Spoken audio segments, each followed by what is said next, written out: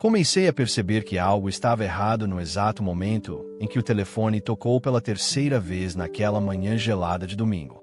O barulho insistente ecoava pelo apartamento silencioso, atravessando as paredes como uma espécie de cobrança impaciente. Eu estava sentado no sofá, parado há pelo menos 40 minutos, encarando a xícara de café já fria, como se ela pudesse me fornecer uma resposta clara sobre o que fazer com a minha vida. O toque do telefone se tornou quase uma trilha sonora daquilo que eu vinha tentando ignorar. A sensação crescente de que eu havia permitido que tudo escapasse de minhas mãos. Os sonhos, as pessoas, meu próprio propósito. Quando finalmente atendi, a voz do outro lado era inesperada. Era Clara. Eu não falava com ela havia meses, talvez quase um ano. E não era um afastamento casual. Era um silêncio denso, resultado de uma série de erros, omissões e palavras mal escolhidas, especialmente da minha parte. Clara tinha sido minha parceira de vida por quase 5 anos, até que minhas inseguranças e fugas constantes nos levaram ao fim. E agora, de repente, ela estava ali, respirando do outro lado da linha, como se o tempo tivesse parado. Aconteceu uma coisa, ela disse, com a voz embargada. É sobre a Júlia. Meu coração parou por um segundo antes de disparar com força. Júlia, a irmã mais nova de Clara, era alguém que eu sempre considerei como família. Meu instinto foi perguntar imediatamente se ela estava bem, embora temesse a resposta. Ela desapareceu. A palavra caiu como um peso morto entre nós. Antes que eu pudesse formular qualquer explicação para recusar, justificar ou me afastar, minha resposta automática para tudo, Clara acrescentou. Eu sei que não temos mais nada. Eu sei que eu não deveria ter ligado. Mas você conhece a Júlia. Você sabe como ela pensa. Ela confiava em você. E eu não sei mais o que fazer. Senti um nó na garganta.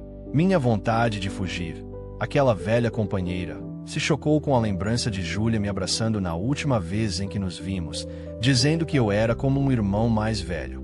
Algo dentro de mim finalmente cedeu. Onde você está? Perguntei. E esse foi o primeiro momento, descontado de qualquer heroísmo, em que percebi que talvez ainda houvesse tempo para consertar alguma coisa, nem que fosse apenas uma. Enquanto dirigia pela estrada em direção à casa da família delas, lembranças antigas vinham em ondas, misturadas com o medo atual. Clara havia me enviado uma breve mensagem com o endereço, o mesmo de sempre, mas a sensação era diferente. Era como se aquela estrada me convidasse a enfrentar não apenas o desaparecimento de Júlia, mas também meus próprios fracassos, que eu vinha acumulando há anos. Eu sempre fui bom em começar coisas e péssimo em terminá-las. Projetos, relacionamentos, promessas dadas a mim mesmo. E a pior parte era que sempre encontrei justificativas plausíveis para meus recuos. Não era o momento certo. Eu precisava de mais estabilidade, eu precisava entender melhor meus sentimentos. Mas agora, com alguém desaparecida, essas desculpas se revelavam frágeis demais, quase infantis. Ao chegar na casa de Clara, encontrei-a sentada na varanda, com o olhar perdido no horizonte. O sol começava a se pôr, tingindo o céu de tons laranja e violeta. Ela parecia exausta, olhos vermelhos, cabelos presos de qualquer jeito, ombros tensos. Eu hesitei ao sair do carro. Não sabia qual versão de mim ela esperava encontrar. Quando ela levantou o rosto e me viu, seus olhos expressaram um misto de alívio e mágoa. Era como se ela estivesse vendo uma sombra do homem que eu costumava ser.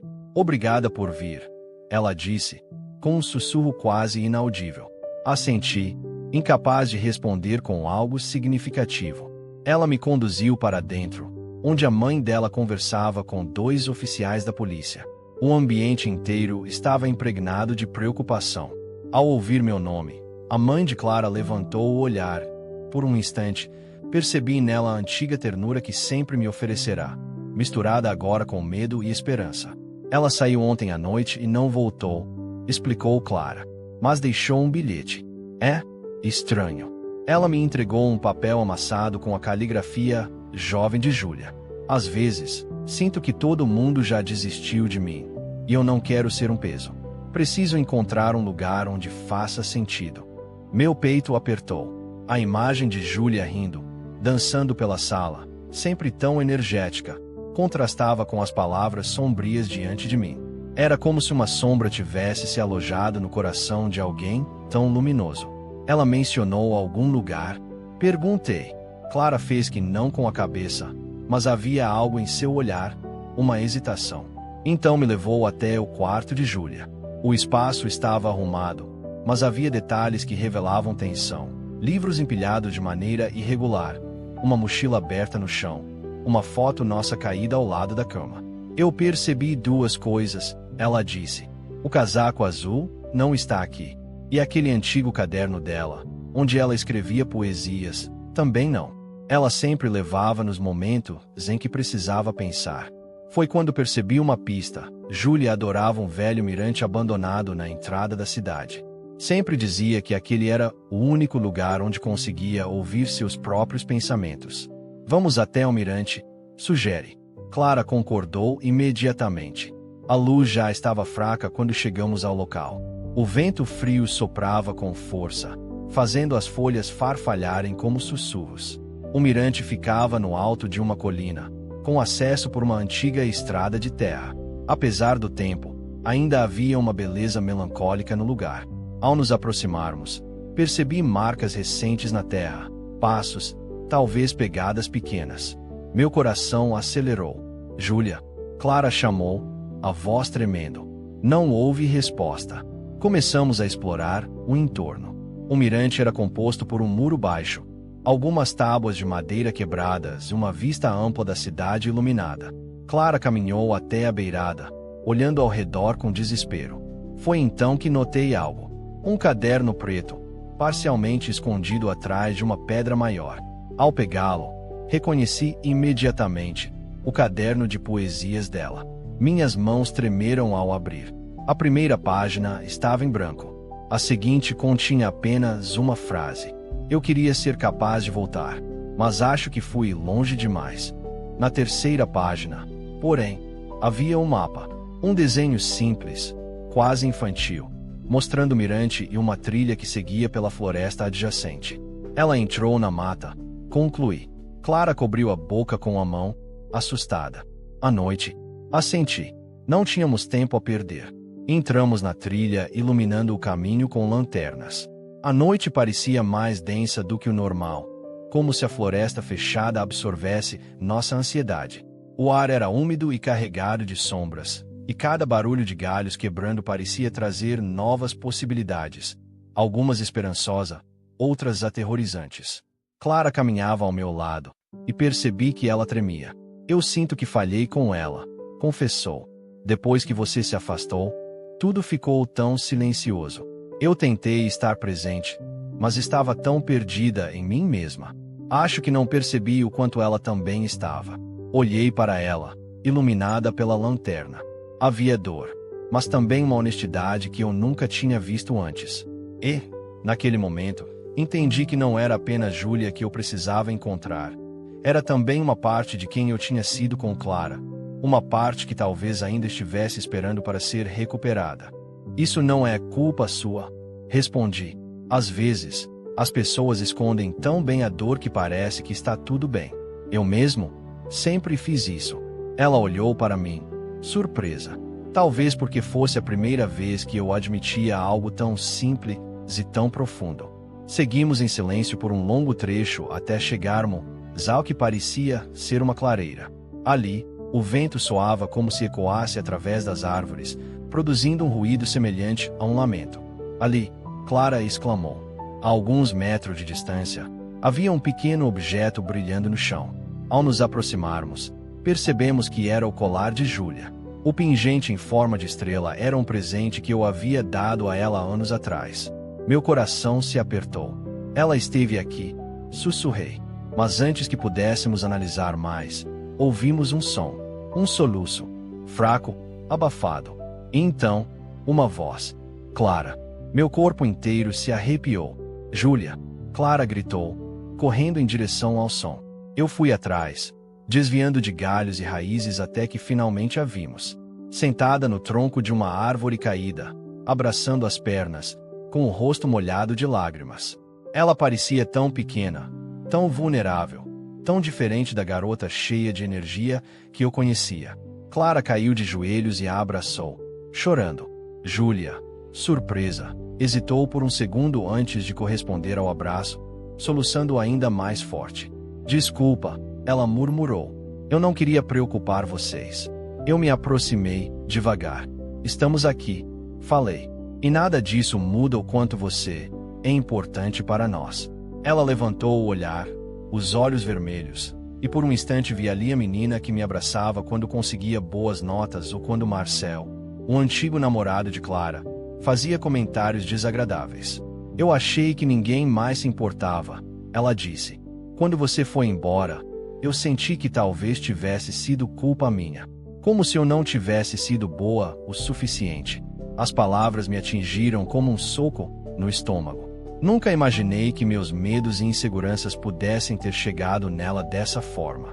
Júlia, não, respondi, me ajoelhando ao lado dela. Nada disso foi sua culpa. Eu me afastei porque eu não conseguia lidar comigo mesmo. Mas eu nunca deixei de me importar com você. Ela balançou a cabeça, respirando fundo. Clara abraçou mais forte. A gente vai voltar para casa, Clara disse com firmeza. Juntos. E foi ali, naquela clareira silenciosa, que percebi algo transformador. Ainda havia tempo para reparar, para recomeçar, para ser alguém melhor. Não apenas para mim, mas para elas. Para todos aqueles que eu havia decepcionado sem intenção, enquanto tentava descobrir meu próprio valor. A volta pela trilha foi mais tranquila, embora ainda carregada de emoções. Clara caminhava ao lado de Júlia, segurando sua mão firmemente como se temesse perdê-la de novo. Eu seguia alguns passos atrás, refletindo sobre tudo o que havia acontecido. O medo, o arrependimento, a esperança. Era como se todas as emoções que eu vinha evitando por meses, talvez anos, finalmente tivessem encontrado espaço para emergir. Quando chegamos ao mirante, Júlia parou por um instante e olhou para a cidade iluminada. Seus olhos pareciam mais calmos, embora ainda inchados pelo choro. Eu achei que não tinha mais volta, ela confessou.